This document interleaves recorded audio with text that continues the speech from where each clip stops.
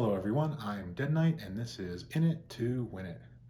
Today we're going to be talking about the Forged in the Barrens set, the first expansion in the Year of the Griffin, and we're specifically going to be talking about this new watch post mechanic that they just introduced.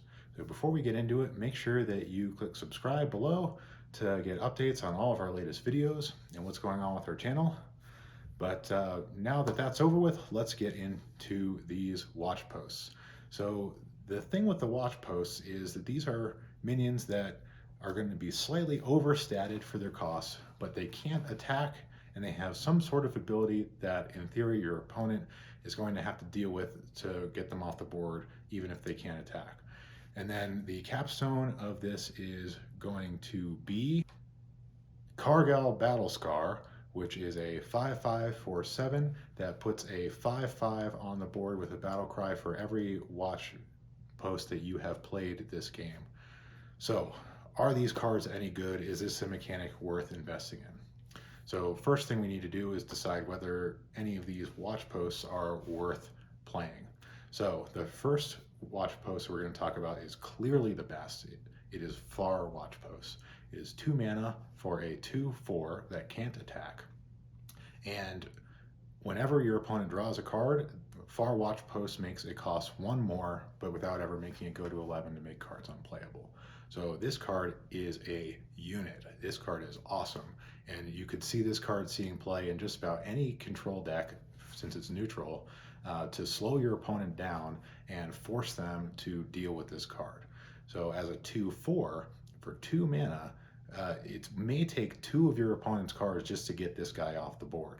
And if they're attacking with aggressive minions that are typically 3/2s, for example, then this guy is often going to 2 for 1, help clear the board and slow at least 1, sometimes 2 or more of your opponent's cards down by making them cost more. So this is a great card in just about any control deck by itself. Forget about the whole Watchtower mechanic. This guy is good, and I'd expect this guy to be seen as a standalone in some slower decks. The other watch posts are not quite as good.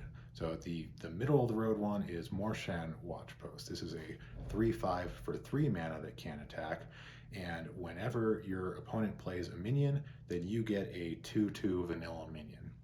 So if your opponent is playing minions that are worse than 2/2s, you are going to be kind of outpacing them with the minions you put on the board. Plus you're getting those for free, and then you get to play whatever you're going to play. So that's pretty decent. And at a 3/5 for 3 mana, it's overstated. Your opponent will probably have to spend 1 or 2 cards to get rid of this guy. So you could see this guy getting play. Probably will not be a standalone card. It's clearly not as good as Ogremancer, which has popped up recently. Ogremancer is a 3/7 for 5, and whenever your opponent plays a spell, you get a 2/2 taunt, and that taunt made all the difference. So Martian Watch Post, you just get vanilla 2/2s. It's pretty decent. You could see this becoming very complicated for your opponent as you keep making 2/2s. If they're not playing rush or taunt minions, then the 2/2s you make are going to help you answer your opponent's threat, and then this guy sticks, and that's pretty good. So then finally that brings us to the worst watch post out there, which is Crossroads Watch Post. This is a 4/6 for 4 that can attack, and whenever your opponent plays a spell, then it gives your minions +1/+1.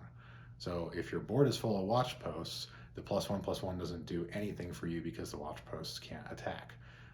Your opponent may just keep playing spells that get rid of your minions, so it doesn't even matter if they have +1/+1.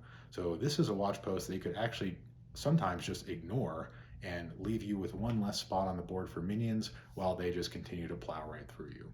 So this is by far the worst watch post.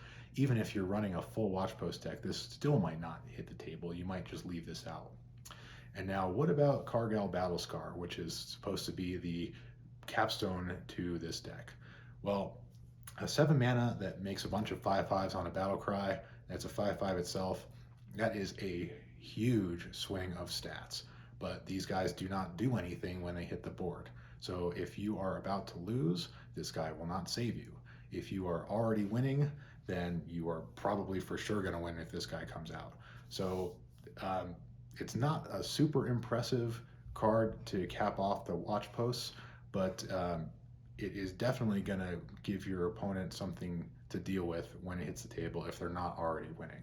So it's for one card in your deck as a legendary. If you're already running Watch Posts, you might as well run this guy. If you are only running the Far Watch Post, it's debatable whether you should run this guy and potentially get 3/5/5s for 7 mana.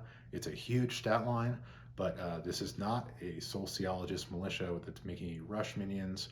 It's not Guardian Animals, which is giving you rush minions. So you really got to be careful if you're going to devote 7 mana to playing this guy if you don't already have some sort of advantage on the board.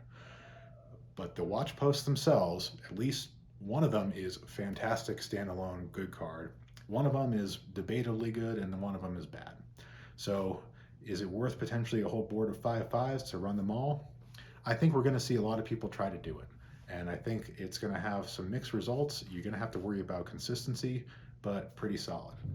On top of that, you also need to think about what you can do to make these Watch Posts actually affect the board without your opponent trying to remove them.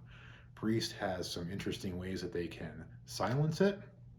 You can give it taunt with cards like Defender of Argus or Mark of the Wild. There are a couple different ways. Warlock has tons of different ways to destroy this thing and have some sort of positive effect. So you could easily see these cards being used with certain class mechanics to maximize them on top of whatever benefit they're already giving. So really cool concept. I think we're going to see some of these hit the meta. There's going to be a lot of different classes trying out the Watch Post mechanic, and it's pretty cool to see what they're going to do with it. What do you think of Watch Posts? Anything I missed on this, or am I crazy? Please leave a respectful comment below. Don't forget to subscribe, and tune in next time.